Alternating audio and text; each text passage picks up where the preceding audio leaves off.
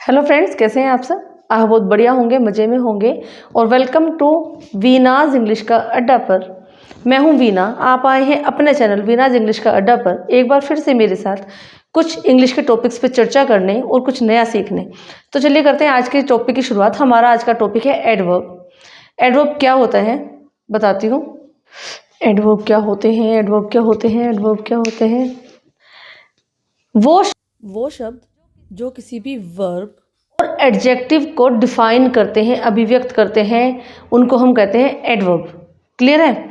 यानी वे शब्द किसी वर्ब यानी क्रिया को और एडजेक्टिव यानी किसी विशेषण को अभिव्यक्त करते हैं, एडवर्ब कहलाते हैं। मतलब कि किसी को डिफाइन करते हैं। जैसे एक छोटे से एग्जाम्पल के तौर पे आपको बताऊंगी। रीना तेज भागती है। रीना तेज भागती है, यह है हमारा सिंपल सा सेंटेंस है। समझने के लिए बहुत ज़रूरी है ये चीज़ें। तो इसमें क्या कार्य हो रहा है, सब्जेक्ट कौन है, रीना। और क्या कार्य करती है रीना, भागने का, रन्स। और कैसे भाग रही है, फास्ट। Reena runs fast. देखिए क्रिया क्या है इसमें, रीना भागने का कार्य कर रही है। अगर उसको सिंपल हम ऐसे भी छुपा देते फास्ट को, तो रीना रन्स भाग रही है, लेकिन हमको कैसे पता चलेगा कि वो तेज भाग रही है कि धीरे भाग रही है। एडवर्ब जब आए, फास्ट जब आया, तो हमको पता चला कि वो कैसे भाग रही थी, तेज भाग रही थी। इट मीन्स डिफाइन कैसे हुआ, रीना तेज भागती है। ठीक है। अब नंबर 1 पे हमारा आता है एडवर्ब ऑफ टाइम, यानी समय को जो संबोधित करते हैं एडवर्ब, वो कहलाते हैं एडवर्ब ऑफ टाइम। जो जिनमें समय को अभिव्यक्त किया जाता है। जैसे एग्जाम्पल है हमारे,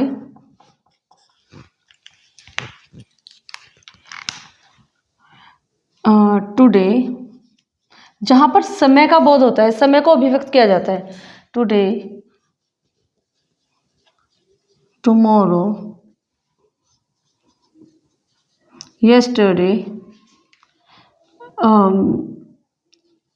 next day,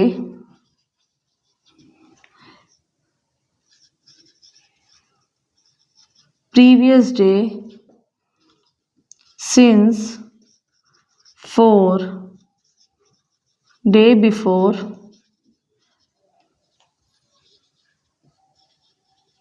yesterday। यानी today, tomorrow, yesterday, next day, previous day, since, for, day before yesterday, next month, next week, previous month, last week, last day. जितने भी हमारे वर्ब में जो एडवर्ब हैं, वो हमारे समय को व्यक्त करते हैं, समय के बारे में हमें बताते हैं। वो हमारे टाइम और एडवर्ब ऑफ टाइम कहलाते हैं। क्लियर है आपका यहाँ तक। यानी ये कुछ थोड़े से वर्ड है जो मैंने लिखे हैं। इसके अलावा जो भी समय को संबोधित करते हैं, जितने भी समय के लिए आते हैं, आपके सब एडवर्ब ऑफ टाइम कहलाएंगे। क्लियर हुआ आपका। नंबर 2 पर चलते हैं, एडवर्ब ऑफ प्लेसेस। चलिए लिखते हैं। इसका पहले स्क्रीनशॉट ले लीजिए।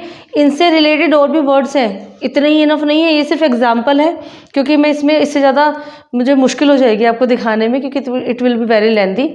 मैं अलग अलग टॉपिक पर भी वीडियोज़ बनाऊँगी। अभी मैं एक वीडियो में सब कुछ ले रही हूँ, फिर मैं इनके अलग अलग टॉपिक्स पर भी वीडियो बनाऊँगी।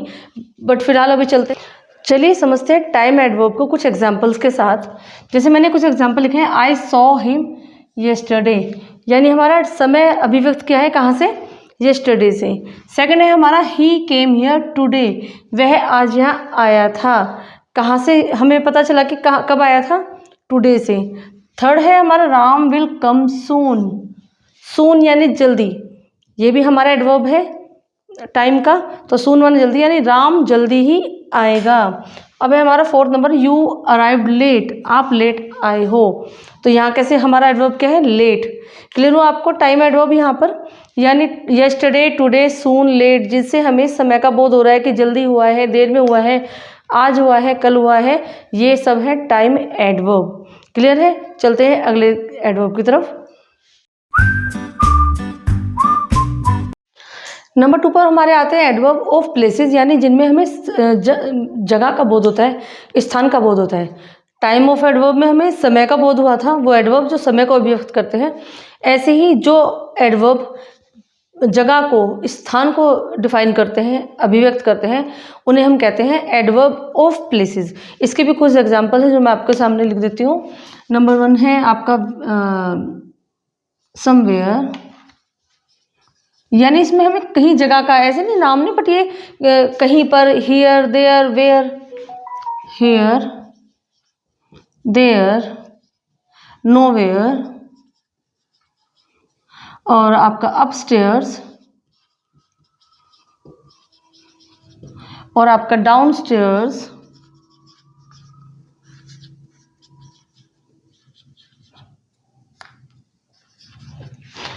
इन, आउट, बिलो, डाउन, अंडर, जितने भी हमारे डिफाइन करते हैं प्लेस को, जगह को, सब हमारे एडवर्ब ऑफ प्लेस में आते हैं।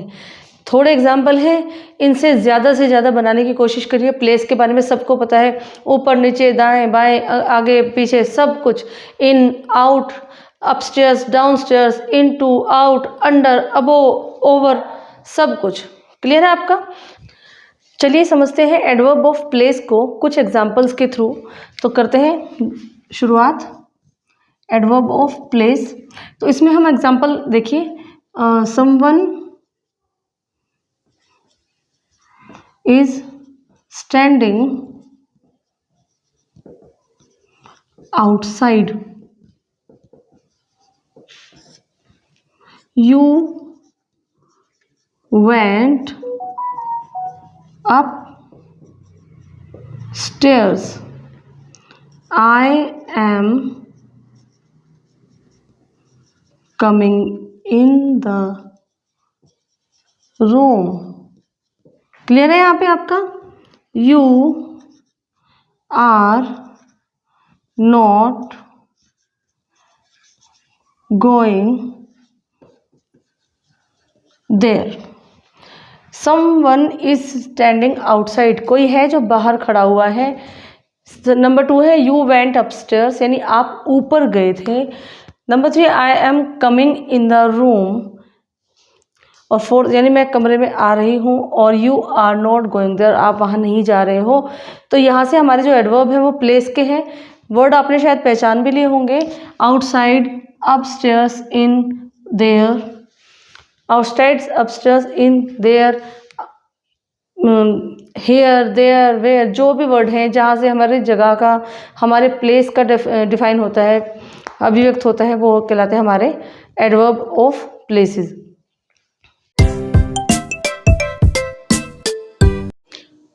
चलिए यहाँ तक क्लियर हुआ आपका। अब हम चलते हैं नंबर 3 की तरफ। नंबर 3 है हमारा एडवर्ब ऑफ नंबर, यानी जो एडवर्ब नंबर को डिफाइन करते हैं, संख्या को डिफाइन करते हैं, संख्या का बोध होता है, वो कहलाते हैं एडवर्ब ऑफ नंबर। जैसे एग्जाम्पल हैं आपके वंस, ट्वाइस, थ्राइस, और आपका सेकेंडली, रैंडमली, अगेन, ये आदि शब्द। यानी इससे भी ज़्यादा शब्द हैं, बट मुझे वीडियो बहुत लिमिटेड टाइम में बनानी है ना, it will be very lengthy, इसलिए कुछ शब्द सिर्फ एग्जांपल के तौर पर मैं आपको दे रही हूँ। तो ये कुछ वर्ड है, once, twice, thrice, secondly, randomly, again, for ever, जहाँ पे संख्या का बोध होता है वो कहलाता है हमारे एडवर्ब ऑफ नंबर। क्लियर है। चलिए समझते हैं एडवर्ब ऑफ नंबर्स को कुछ एग्जांपल के थ्रू। जैसे है I drink tea twice in a day, मैं दिन में 2 बार चाय पीती हूँ। नंबर 2 है यू केम देयर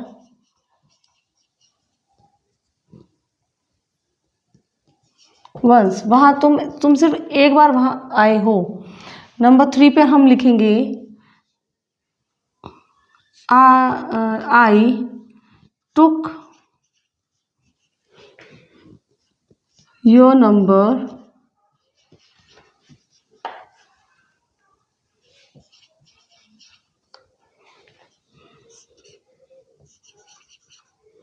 थ्राइस।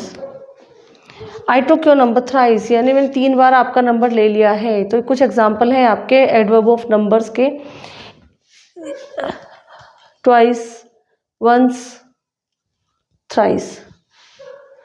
जितने भी एडवर्ब के ये नंबर्स हैं जो हमारे वर्ड यूज़ होते हैं सेंटेंस में, ऐसे यूज़ होते हैं। ठीक है, क्लियर करिएगा और कोशिश करिएगा और सेंटेंस को और वर्ड्स को बनाने की, उन्हें समझने की, कि जब तक आप एग्जाम तैयारी नहीं करेंगे, कोशिश नहीं करेंगे, तब तक आपको कुछ भी समझ नहीं आएगा। अब हमारा अगला एडवर्ब जो आता है वो है एडवर्ब ऑफ क्वांटिटी, यानी मात्रा या किसी क्षेत्र का विस्तार। जो एडवर्ब हमारी मात्रा यानी क्वांटिटी आपको समझ में भी आ गया होगा, उसको अभिव्यक्त करते हैं, कहलाते हैं हमारे एडवर्ब ऑफ क्वांटिटी। इसके कुछ एग्जांपल्स मैं आपको देती हूँ। नंबर 1 है हमारा टू, वेरी, क्वाइट, फ्यू, और आपका है नियरली इत्यादि। Too, very, quite, few, nearly इत्यादि। इनफ, रेदरली, पार्टली, नियरली, ये सभी हमारे इसके एग्जाम्पल हैं। जैसे अगर एक एग्जाम्पल मैं आपको देती हूँ, वैसे तो मैं इसमें दूंगी बाद में। ही इज टू लेजी, वह बहुत आलसी है। जिसके एग्जाम्पल है, हमें वर्ड यूज करने होते हैं। चलिए समझते हैं एडवर्ब ऑफ क्वांटिटी को कुछ एग्जाम्पल के थ्रू। देखिए, he was too careless, he was too careless, यहाँ पर हमारा क्वांटिटी क्या है? टू, यानी बहुत ज़्यादा। शी वॉज वेरी टायर्ड, वह बहुत थकी हुई थी। क्या थी? थकी हुई, कितनी? बहुत ज़्यादा, very. He is quite wrong, वह कुछ गलत है। तो यहाँ पे क्या है? क्वाइट, थोड़ा सा समझे आपने। टू, वेरी, क्वाइट, बहुत से वर्ड हैं जो मैंने आपको भी बताए हैं, यूज़ करके सेंटेंस बनाइए। अगला हमारा एडवर्ब जो आता है वो आता है हमारा एडवर्ब ऑफ मैनर, यानी जो एडवर्ब कार्य की विधि को, होने को या कार्य के तरीके को डिफाइन करते हैं, एडवर्ब ऑफ मैनर कहलाते हैं। और इसमें एक चीज़ नोट करिएगा आप लोग कि जिन वर्ड्स के बीच में एल वाई आता है, जिन वर्ड्स के बीच में बाद में एल वाई आता है, वो हमारे होते हैं एडवर्ब ऑफ मैनर। जैसे एग्जांपल है आपका फास्ट, स्लोली,